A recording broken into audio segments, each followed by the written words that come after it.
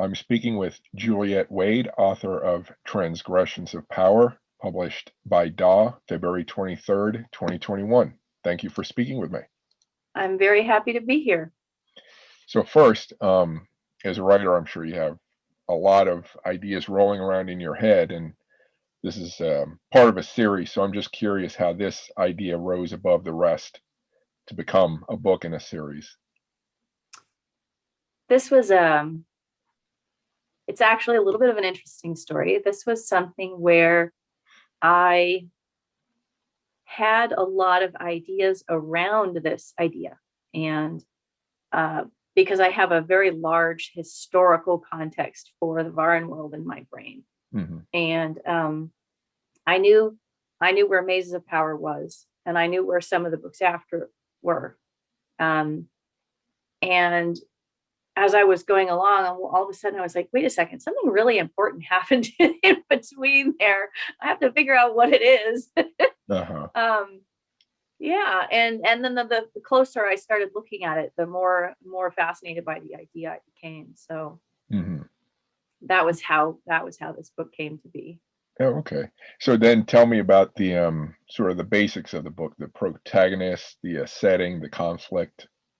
So this is a book that takes place in my world of Varan, and in Varan, people live in 8 underground cities, and they're humans, but this is not Earth, and it's sort of like a secondary world where humans live, and they're in a period of decline after a technological peak, and so that's kind of the setting.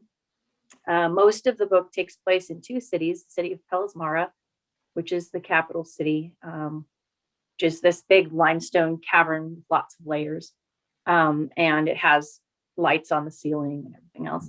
And some of it occurs in the city of Solimna, which is a city built on 2 sides of a river cavern. So all the buildings are stacked up on sides, and they have, roof transports that take you down the city and stuff like that. And the protagonist is named Della. She's a noblewoman, happily married to a man who happens to have as his brother the very troubled, I'll call him very troubled, heir to the throne, a man by the name of Nicantor, who is bound and determined that he's going to take their family, which is the first family out of the 12 great families of the Grobel, who are the nobility, and bring it to the forefront of power in Varan, and make sure that it stays there for as long as he can possibly manage it. And because he has no qualms about harming people in order to accomplish this, that means that Taggart is actually quite constrained in his ability to act. And so, in fact, it's Della who ends up having more ability to influence things because she's not entangled in the day-to-day struggle between the 2 brothers. So she's very important. She wants to leave Pelismara and go to Solimna and try to change their society. Their society is a 7-layer caste society. And the caste society causes enormous problems for everyone who lives in it. But they've been doing this for so long that they have no concept that this is not exactly how people are. And so as divorced from the experience of the lower castes as Della is, she has ideas about how she wants people to be taken care of better in their society. So that's kind of her goal. But at the same time, she's having to work with Nicantor and his goals for the first family in the background. So she's one of the main characters. Another main character is a young man by the name of Adon, who is Nicantor's youngest brother, and he's a kid who is very much doesn't feel like he belongs anywhere, and he definitely doesn't like Nicanor, but Nicanor has a lot of designs on him. As someone who is young and represents the first family and might be able to take on a position of power in the future. So the book is labeled as post-apocalyptic, galactic empire. Is that properly? No. No. Okay. That's the question I want to. I'm not sure where people get the idea that it's post-apocalyptic or that it's a galactic empire. Okay. It's sociological science fiction. And it's secondary world. So this is not an Earth colony. This is not a space empire. People are aware that space exists, but they live in underground cities. Okay. So they don't spend a lot of time looking in their telescopes if they have any. Yeah, I like to ask authors about that because, they get pigeonholed and I want them to be able to explain really what they feel their book is about and not just Sure. Well, I think a lot of people see the technological peak and decline aspect of the story and go, oh, this must be some kind of post-apocalypse. But it's really not. It's more looking at how power structures get formed and the influence that they have on people. And so, yeah, once people get tangled up, you get these major historical events that occur. And one of the things I'm interested in doing is actually looking at how real people and their relationships influence major historical events. Did you do any research for the book into any of the topics that you touch on? Oh, well, so I've been building the world for most of my life, actually. And so there has been a great deal of research that went into it, but not as much for, this book specifically, I would say. Okay. I think the major research that I did for this book specifically was speaking with friends of mine who have experience in military or firefighting settings, because the focal caste in Transgressions of Power is the Arisan officer caste. And one of the main characters is a woman named Arisan Malin, who works on the surface protecting food harvests from these little floating sparks that are called wisps. And they are what make it impossible for people to build cities on the surface in Varan. And so she actually, her job is as a sharpshooter, trying to protect people from getting attacked by these things while they're trying to grow food for the people who live underground. But because of events that are outside her control, she ends up crossing paths with Nicanor, and he decides that she's a talented person who would be very useful for his purposes. And so her life takes a major, major turn into some pretty dangerous places. So just to dig into sort of the world that you've built, why 7 castes? Like, how did you come up with the stratification that you have? Sure. So, well, I knew from the start that there was stratification, because stratification was one of the social phenomena that I wanted to look at.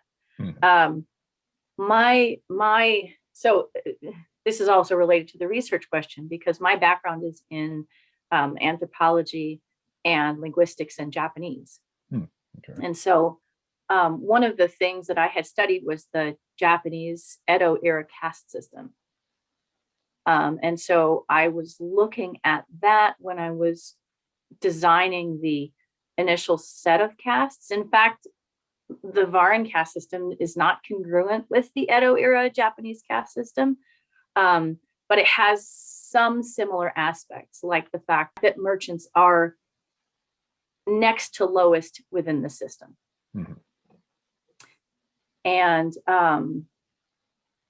And below, for example, the farmers. So farmers and miners are above merchants. And I guess the closest thing that you would have to maybe samurai would be the Arisan. but the nobility is more like the imperial family itself, so it's a larger group than the imperial family ever was. But anyway, so that's where some of the basic distinctions came in. The Mbati caste, which is the servant caste, is a caste that I created myself. And so, that's one of the places where it departs from the structure of that inspirational system. I'm speaking with Juliette Wade, author of Transgressions of Power. You can find more information about her work at juliettewade.com. If you like this episode of Full Contact Nerd interviews so far, please tap the like button and hit the subscribe button. If you want interviews with writers and creative people or daily book suggestions in sci-fi, fantasy, horror, film history, gaming, and more, check out fullcontactnerd.com and my podcast, Full Contact Nerd Interviews.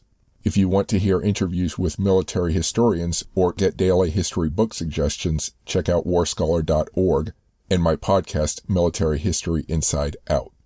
If you want to hear interviews with space scientists, space historians, and technology experts, or get daily space and science book suggestions, check out technologyandspace.com and my podcast, Technology and Space. All of my social media links are listed at the end of this episode. Now back to the video. So how big a population does this world have? Is it pretty limited, or are there other systems they're vying with or in competition with? Well, in fact, they're pretty isolated. The capital city has 400,000 people. And Salimna, which is the second largest city, has 200,000 people. So they're not a really small population. But because the main population pressure is actually on the nobility, because they are in the process of going through a decline. Their caste, the laws of the caste system actually prevent people from marrying outside their caste. And if you marry outside your caste, you drop. You can't actually rise in caste. So, of course, over time, this means that the nobility has a small population to begin with, and then over time, it just gradually keeps losing people.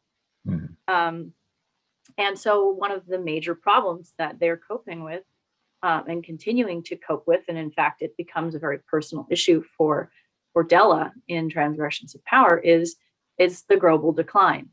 And basically, a lot of them are inbred, and many of them have genetic diseases, and they have a very unhealthy way of responding to that demographic pressure. So they oppress their women in a way that other castes in Varan do not, and very concerned with whether people are having the proper number of children. So it leads to some homophobia and various kinds of social issues in the nobility that you might not see, and in fact you don't see in some of the other groups. Yeah, it sounds like you touched on some issues I was curious to ask about. So it sounds like it's a very well-rounded look at all the issues that would arise from something like this. I'm trying to make it as sociologically and psychologically grounded as possible. So, I mean, part of my goal is to have this very, very alternate social system be like almost like a filter for some of the issues that we're confronting in the real world. So I want to see if I can, if it happens here, it should happen there, but we just don't necessarily know where that issue might crop up. And so in some ways, writing novels in Varan is like a continual process of discovery. Because I'll say, what does a pharmacy look like? And of course, the first thing you have to figure out is who's there? How do they perceive the role of a pharmacist? Is this person considered to be a civil servant, in which case they would be a member of the Mbati caste? Or are they a doctor or a technical expert, in which case they would be in the artisan caste, which is called the Cartoonin, right? So little tiny settings and details will sometimes have odd wrinkles that that I need to follow and be true to in order to understand the story. Yeah. How the violence that occurs in the story, you talked about the one brother who doesn't worry about harming and I assume killing people. Is it openly done, or is the violence sort of an undercurrent?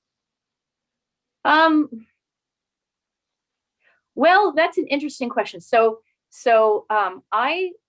I see Varan as a place of structure and law. Mhm. And much in a similar way, I would say, to the way that the U.S. is a place of structure and law. We expect certain kinds of things not to be done, Mhm. and yet we see them done a lot. Mhm. So in a similar way, there's violence being done in Varan, and there's there's a whole assassins group. Mhm. And it's not like a big assassins guild or anything like that. It's sort of more of a small select contractor organization. Mhm. And you'd think, well, why is that allowed to keep going, right? Everybody knows it's illegal. And if you were to get caught using an assassin like this, you get in trouble. Mhm. But there are certain kinds of things that people aren't going to pursue Mhm. legally, right? And so one of the questions is, when there are people doing violence, where do you draw the line? Mhm. How are groups like this assassins group allowed to continue? Mhm. And for whose purposes, right? Right. So Okay. Let me ask about some of the things that inspire you. What mhm. sort of books, music, shows, movies, inspire your imagination? Well, I have always loved the works of Ursula K. Le Guin. Mhm. I find her vision really fascinating, and I find her views and her insights into social structure really fascinating. Mhm. So I would say that she was my first inspiration. I also absolutely love the works of N.K. Jemisin. Mhm. Um, she goes into some fascinating places just in terms of world building and also in terms of social structure that I find really marvelous. Mhm. Um, so those are some of my favorites. I also love Anne Leckie's work Mhm. um, for some similar reasons. One of the things that I especially like about Anne Leckie's work is the way that she keeps her focus on the lives of individuals, even as she is expounding on this massive intergalactic conflict, Mhm. right? You never feel like you're just seeing chess pieces move. You're always experiencing the lives of people who are within those events. Mhm. Um, so I think those are some of my major inspirations. Mhm. Um, yeah, I've always liked Studio Ghibli films, Mhm. but I'm not sure exactly. I don't think they have as much of a direct influence as maybe a sort of a sensibility for things that visuals that I like. Mhm. Um, Okay. So if the book were to have a soundtrack, let's say it were made into a film, what sort of feel would it have? What kind of pace and aesthetic? so well, I visualize it quite a lot, and one of the things that I think is would be fun to see is the way that people in this world are actually very, very colorful. Hmm. And they love to wear colors. Some of the colors are actually legislated as marks for castes, like the color red is the color of the Arisan caste. And that's one of the reasons why the book is red.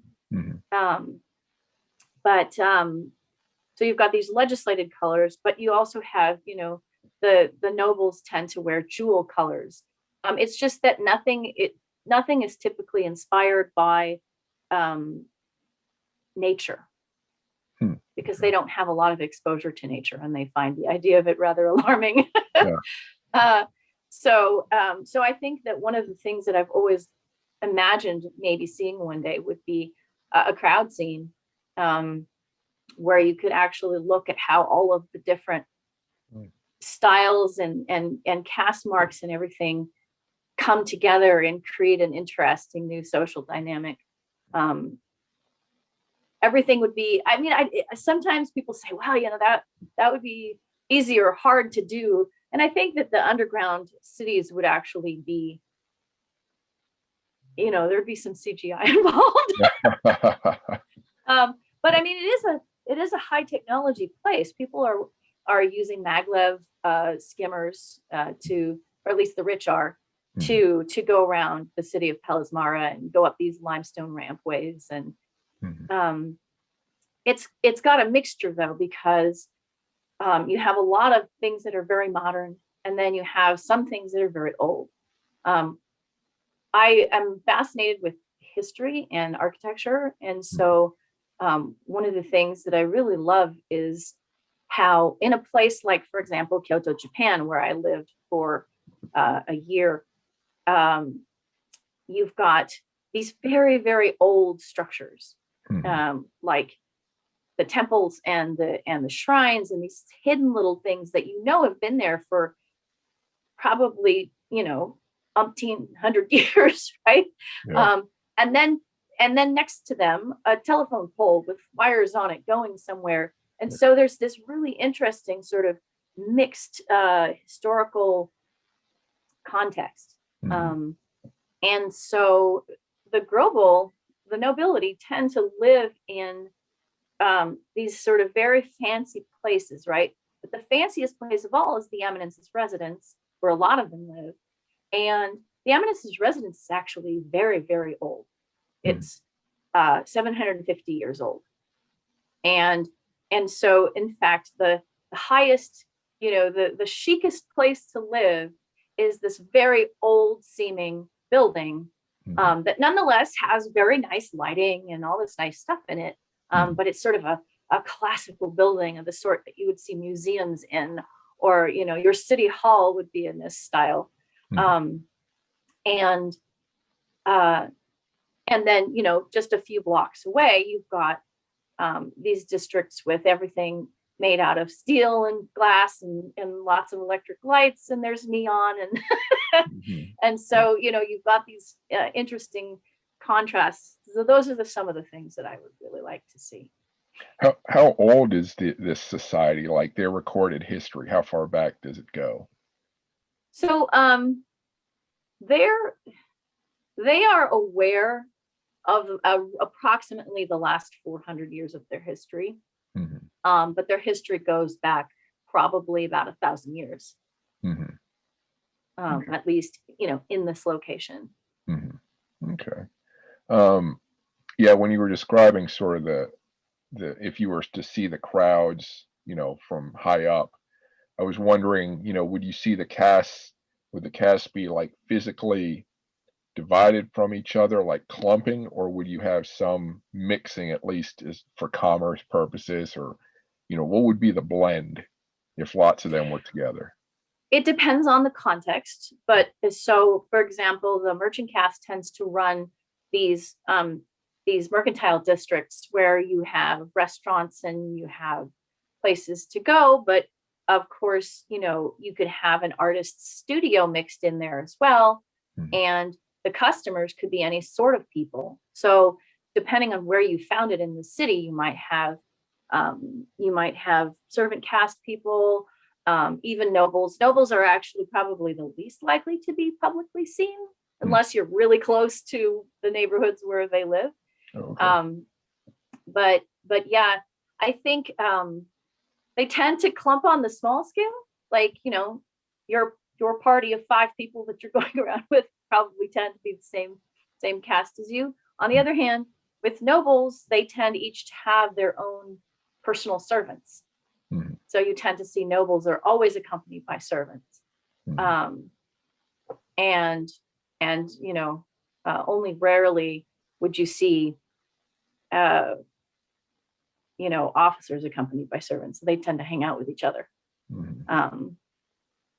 But So- anybody might go into a merchant's shop or restaurant and enjoy themselves there. So Do you have any situations? So you said, so the caste can't intermarry between castes, but you could have people having, affairs and illegitimate children. I'm just curious if you explore much of that. yes, I do. Okay. So if you've read Mazes of Power, you will know that actually does happen. But it's more rare than you might imagine. The servants have these very strict ideas about how they're supposed to interact with their employers. But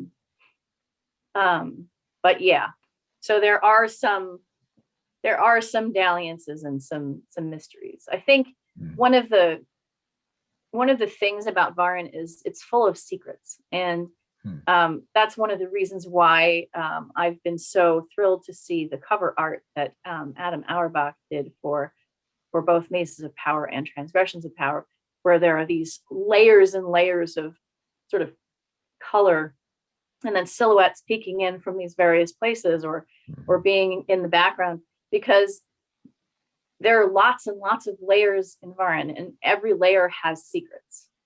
And people have information like who their parents are that they might want to keep secret from everyone around them, or they have plans that they don't want to they want to make sure nobody from a different family actually hears about, or that sort of thing. So secrets are definitely a currency of sorts, and not an official one, but yeah, they're a big deal in this world. So let me turn to how you do your writing, your process. Is there anything, in your opinion, anything out of the ordinary or different from other writers that you do to complete drafts or your final work, your final draft? Well, I don't know. People have such a variety of different techniques that I'm sure I'm not entirely unique. But I do tend to, I am a person who plans. And so I'll plan everything out. And I'll say, oh, I think this is what's going to happen here. Part of the reason why I plan is because in order to get the language right, I have to kind of hijack my own brain. And this is probably the thing that I would say is probably unique about the way that I write. A lot of what we do linguistically is subconscious, and especially the social aspects of the language. And so as I'm going into a situation, I try to have my points of view be as close to the characters as possible as I can possibly make them. And so I want to try to give the impression that you're inside a person's head with all of the experiences and cultural biases and everything else that person has. So in order to be able to write it in a way that reflects that, I have to think through who the person is, whether they have any past experiences that are relevant to the current context, because I don't tend to info dump very much. I tend to have people remember things that are relevant to them in this situation when it happens. It's sort of an immersion feel, not a here, let me explain this to you feel. And so I need to know a lot of the social aspects of the situation before I start writing a scene, and kind of get myself into the headspace of the character so that the character will say things that are true to who they are. Because the different castes, each one has a different culture, and they have different values, and they have different, aspirations, and they have different kinds of things that they're told they're supposed to achieve. And every person within the caste is kind of like, okay, these are the things I should probably be trying to achieve, but I'm not sure how I feel about that. And it's becoming more difficult because I'm interacting with these other people who are making it more difficult. And how can I be true to myself and also be a good person and also obey? And, so that's maybe a servant's view. Whereas, for example, Cris and Malin in Transgressions of Power, she's going, my friends are up fighting on the surface right now, and I'm down here being used as a nobleman's tool. And how can I get out of this? How did this happen to me? Do I have any recourse? How can I be moral and still do what I'm being ordered to do? Yeah. So those are some of the questions that she grapples with in Transgressions of Power. I can imagine the characters that are most sympathetic probably, I have a feeling they carry a lot of guilt because this society seems to have a lot going on that people in power can feel guilty about. Yeah, there are things people feel guilty about. For sure. Yeah. Or guilt, but also shame, for example, Della has a scene where she's trying really hard to learn about some of the lower castes so that she can figure out how to help them. And she goes to a medical center in the city of Selena. And it's basically the first really mixed caste environment that she's walked into, where it's not like everybody has their role, they're doing their thing, and you're not supposed to cross the boundaries. Everybody's going to sit in this waiting room, and they're clumped up in groups in these various areas, but there are lots of different types of people here. And she sees an empty chair between an undercaste man and a woman from the Venori laborer caste. And she sits there and tries to convince herself to sit down in that chair so that she might have the opportunity of talking to one of those people. And she can't do it. And when the nurse comes out and says, "Can I help you?" she says, "You should really help that guy over there. He's bleeding. You should really help him." And so she gets medical help for the undercast man, but then he ends up leaving, so she can't interact with him. And she is left going, why did I do that? Why couldn't I just sit down in that chair? And so on her second attempt, she actually sits down next to the laborer caste woman and starts talking with her. But this is kind of the internal struggle that she has as a person who has grown up without much interaction at all with people below the level of servants. Yeah. Maybe artists, definitely artists, but below that, no. I'm speaking with Juliette Wade, author of Transgressions of Power. You can find more information about her work at JulietteWade.com. If you like this episode of Full Contact Nerd interviews so far, please tap the like button and hit the subscribe button. If you want interviews with writers and creative people or daily book suggestions in sci-fi, fantasy, horror, film history, gaming, and more, check out FullContactNerd.com and my podcast, Full Contact Nerd Interviews. If you want to hear interviews with military historians or get daily history book suggestions, check out warscholar.org and my podcast, Military History Inside Out. If you want to hear interviews with space scientists, space historians, and technology experts, or get daily space and science book suggestions, check out technologyandspace.com and my podcast, Technology and Space. All of my social media links are listed at the end of this episode. Now back to the video. Do you have any sort of, and maybe this is, do you have any sort of checklist that helps you keep track, of, because you have so many different people with, as you say, different sort of, their psyches are different, their subconsciouses are different. How do you sort of track to make sure everyone's sort of on the right path? Is it just a memory thing, or? Well, so I've been working with this world for years and years and years and years. Mhm. And so I kind of live there on some level. Mhm. But also, I think that the closer I get to a character, the more my sense of how they fit into their cast and how their experiences have played out Mhm. becomes clear to me. Okay. One of the things that I try to do with Varn is give people the sense that there is a lot of it, and it's not, you're seeing this part of it, right? But there's a lot more that could be seen if you were to go a different direction, right? Mhm. Um, and one of the biggest, most challenging tasks for me is creating a character voice, um, because character voice is exactly what you were just saying. Um, who is this person? How do they see themselves within their caste, within their society? How do they see their role? What do their goals look like, Mhm. right?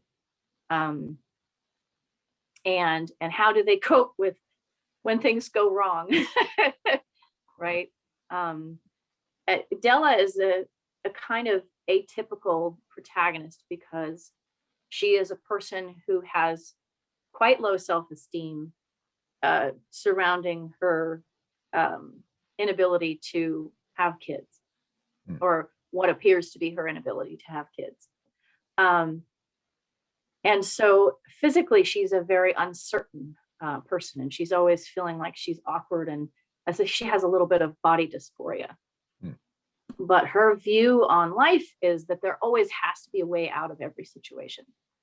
And that if you stop looking for that, then you're giving up completely. So she is actually one of the most dogged and resourceful characters that I've worked with. Mhm. Um, it takes time to put those kinds of characters together. Mhm. And so I would say I put a great deal of work in, especially right at the beginning of writing a book, um, to make sure I understand who the character is and how they think and what kinds of perceptions are going to be the most salient for them. Mhm. How has your approach to writing changed over time since you know, you've been doing it for a little bit now? So, Yeah, yeah. I have. um, I've gotten better at it. Yay! Okay. uh, I feel um, Varin was always a very ambitious project. Mhm. Um, and when I first conceived of it, I was not a writer. I was not an adult. Mm. and and every attempt that I made at it was so obviously wrong that it took me ages and ages to figure out what it was exactly that I wanted to do with it. And Mhm. learning about linguistics and learning about anthropology and learning about psychology, those things helped me to sort of see what I wanted to do. Mhm. And then at that point, I had to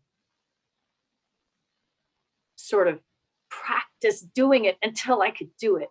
Um, so making sure that I can line up all the social cues within a piece of text so that it will come across correctly is something that took me a long time to do.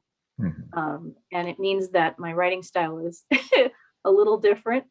from what people expect sometimes, Okay. because it is very character based. Um, but so I think that the thing that has changed the most over time is that I can have more ambitious ideas about whose viewpoints to look at, Mhm. um, and feel like I actually have a chance at executing it in a way that works. Okay. Okay. So you've touched already on some of the work you've done outside of writing that's influenced your writing. Mhm. Are there any jobs or other careers you might want to mention that have impacted how or what you write?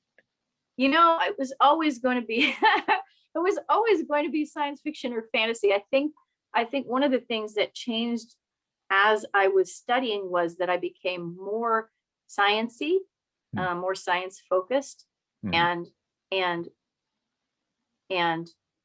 it may be one of the reasons why Varan reads like fantasy to a lot of people. Even though I personally feel very strongly that it's science fiction, because it deals with technology and change and how actual human beings cope with that, which I think is one of the main purposes of science fiction. Yeah, I mean, I think my studies have helped. I actually have learned so much just from interactions with other people, and being involved in online discourse has taught me a lot. You know, I'm very interested in social questions and you know, sociolinguistic questions, and I'm always looking at things like, well, you know, how do these people talk about what they are going through, and how is that different from the way that other people who are not members of this group would talk about the same thing? So yeah, I don't know if I've answered your question. You did. Is there one, I guess there's one main language in this world? Or there? Yes, there is one main language, but it has dialects, because the cities are actually pretty isolated, so they speak a little differently from one another. I had the most amazing experience with the audiobook for Transgressions of Power. Oh yeah. Because the character who does the most traveling is Della, and the actress who read Della's point of view chapters spoke with me about how I wanted the dialects to be done, and she just absolutely committed to it and did a brilliant job. And I was just so amazed, because I really want to make sure that these people sound like they're from different places. Americans from different places sound different, even when you're not talking about, you know, the different languages that you find in other countries. So yeah. Do you overwrite and then edit back, or do you underwrite and then have to bulk up your book? So I tend to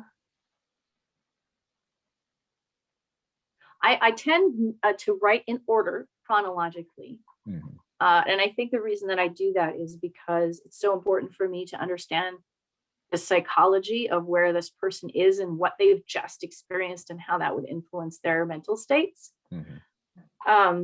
I tend to write something and then go back over it and add, and then go back over it again and add, and then go back over it again and add before I even move on to the next thing. And I feel that once I have the voice kind of layered up, then I have an easier time getting into it without having to do all the layering the next time I have to revisit it. Oh, okay. Sometimes, I don't tend to pare back a lot. I think I got trained early on to be very stripped down and minimalist in, and that sounds funny because my books are rather long, but I want to make sure that every piece that's in there is doing something. And that I'm not, you know, if I'm describing, so for example, the character Adon in Transgressions of Power, he loves fashion, but he doesn't just love fashion because he loves fashion. He loves fashion because of what you can say with fashion. It's an art form for him, but it's also a form of communication. So as you know, he and his family are going over to visit the Embati Service Academy for a special event. And he's saying, well, you know, clearly Lady Salome is taking this seriously because her dress looks like it's plates of armor. and you know, Speaker Fedrin doesn't want to dignify the occasion with, you know, by wearing something too fancy or formal. So he's always remarking on and describing people's fashion choices, but as they reflect the person's attitude towards what they're about to do. Okay. Yeah. No, that's cool stuff. I think it's fun. Yeah. No, I like it. So a whimsical question now. When Mhm. you were younger, was there a power, technology, or fictional setting that you yearned for or to be part of?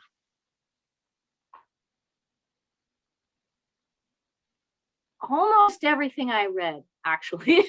Ah, okay. uh, there was a period when I was very into imagining myself living in Narnia when I was very Mm, small, okay. um, because my parents were reading me the Narnia books. Um, uh,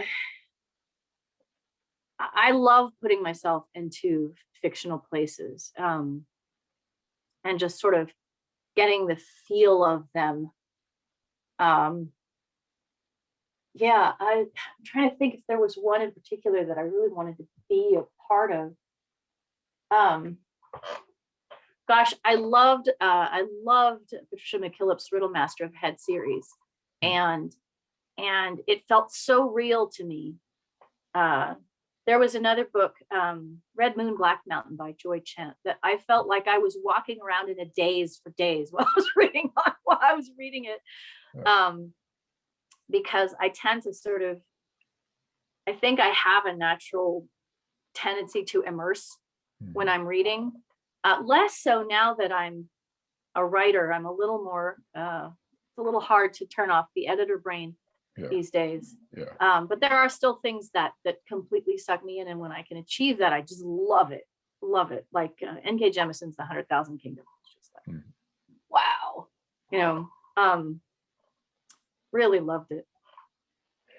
So did you So have was there any world you immersed yourself in that at some point just became too much for you to handle, maybe some kind of horror or something that you had to I'm a person who avoids horror just because I immerse so much. And I value my sleep. uh, Yeah. yeah, I don't mind dark and thorny kinds of things. Mhm. Um, but yeah, when it crosses the border into horror, I just tend to avoid it. There are very, very few exceptions. Mhm. I'm trying. I'm looking to the left here Yeah, because all of my books are up here. yeah, yeah. Is there Trigger anything some. that I think some of the Octavia Butler books were just fascinating, but also, you know, a lot. Mhm, I mean, I think that's part of the point, right? mhm. Uh, to read something that's really challenging in a world that you wouldn't want necessarily to live in, but that you can definitely experience and learn a lot from. Mhm. Do you, Yeah. you was there anything you read as a kid that maybe um, seemed very strange or unusual, but now as an adult you've read it again and understood it differently or in a much clearer way? So I remember I remember reading the Earthsea trilogy by Ursula Le Guin, Mhm. and I read it at least 3 times. Uh, and I'm going to say at least 3 times because I know I read it more than that. but relevant to this question, there were 3 occasions on which I came back to it, or yeah, I came back to it after a considerable gap of time. And when I read it the first time, I thought the first book was the scariest. Mhm. And then when I read it the second time, the second book was definitely the scariest. Uh-huh. And then when I read it the third time, the third book was definitely the scariest. Huh. Yeah. And so I think that I mean, I've read quite a bit about reading research, and a lot of what we experience in a book actually comes from our own minds, Mhm. right? Um, the language of a book is not sort of being dripped into our head with a tube. It's we're taking in the words and they're evoking experience from what we have within us as a sort of a linguistic and emotional resources, I suppose you could say. Yeah. And so that definitely was one of the series that brought that home to me in a big way, Mm. is that depending on what I brought to the book brought very different things to me. Mm-hmm. Wow. Yeah, that's pretty okay. Um, as far as this book, did you have any difficulties finishing it or getting it published? I imagine it was a pretty smooth process. Well, so interestingly, Hmm. it was very, very difficult for me to get editor eyes on Mazes of Power. Hmm. A lot of people have this experience.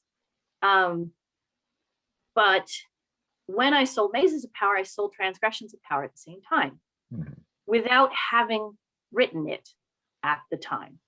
I think I had written about 8 chapters when I sold it. I was like, oh, this is great. Super great. I got a lot of work to do now. And so I think I was never really worried about whether I was going to finish it, though I was concerned about whether I was going to finish it within the time allotted. My biggest concern, I think, was whether I was going to be able to capture the story in a way that had the emotional amplitude that I wanted. Because I had spent such a long time living with Mazes of Power, that I felt all the emotions in it very deeply. And I was concerned about whether I would understand the characters in Transgressions of Power the way I really wanted to. Whether the things that happened to them would be able to have the feeling of impact that I wanted them to have. I'm happy to say, though, that I think it worked in the end. That even though I didn't have a ton of time, I really felt like I could get deep into the characters, and I really felt like I found some emotional things that were very meaningful within that context. Did you let some of this, as you figured out what the characters, their goals, motivations, where they were headed, did you let the characters lead you into different plot lines than you expected, or would you just adjust stuff within their background or something like that to make your plan fit them, or have them fit your plan? There's not really an either or answer for that question. It's all kind of interrelated. I tend to see the major events on a certain level, and those don't typically change a lot. If you were going to say sort of the grand plot aspects, I know those in advance, and they don't typically change. If my characters don't seem like they're interested in executing them, I change the characters. The character has to be well suited to the story that they are living in, right? And so if I change something about the character, that means I'm changing them as a person. It's a big deal for me. But at the same time, what happens on the text level, what happens moment by moment, is really growing out of who the characters are and what they do. So I would say the sort of political historical events in Transgressions of Power don't get changed by the characters very much at all. But how the relationships grow, and the reasons behind why people do what they do and the choices that they make, those change a lot. And in fact, I can think of Adon changed a great deal. My understanding of who he was and the kinds of choices he was making and where he was going, those changed a lot as I understood where he was going through the story. And Malin as well. And particularly Malin and her relationship with Cris, that kept changing. I would go a little further, and that thing I thought of doesn't make any sense at this point. So okay, let's see what happens. Right. I have certain things that I will not allow to happen. And most of those are things that are sort of what I consider to be harmful tropes. Hmm. Things like a marginalized person sacrificing themselves for a less marginalized person. I really don't want to do that ever. Okay. Or, there's certain kinds of things. A woman saying, I don't care about myself anymore. It's okay. I'll just do what you want, honey. Yeah. You're not going to see people doing that a great deal. I mean, if a woman is making a decision like that, then she's going to think it through and make that decision very carefully, understanding the costs and what that means for the relationship and everything else. So. Okay. Yeah, I follow. What's your current writing project? My current writing project is book 3 of The Broken Trust. Okay. And I am not sure if the title is finalized yet, but I'm really enjoying writing it. Can you say learning new characters and all that. Can you say how far into it you are completed, or at least the draft? You don't have to. Well, I have all of my anchor characters anchored, and I am less far on it than I would like to be. But I can. It's interesting because even though I write chronologically, I don't think chronologically, and so the maturity of my thoughts for the whole arc of the book is actually getting to be really cool right now. Okay. Even though I'm relatively early in the word count. Okay. So where can people find you online? Do you have a website or social media? I do. My website is juliettewade.com. Okay. And I am also on Twitter and on Facebook. And I'm on Instagram. Even though I kind of don't know what to do with Instagram. So I post photos of my cat. Yeah. Or, a flower that I saw. And I occasionally have, fan art for The Broken Trust that I share. Much of it, I love fan art, so I've commissioned some stuff, which is really fun. And so you can find that on my Instagram. Okay. And so yeah. I'll spell your name for listeners. JulietteWade.com. Is that correct?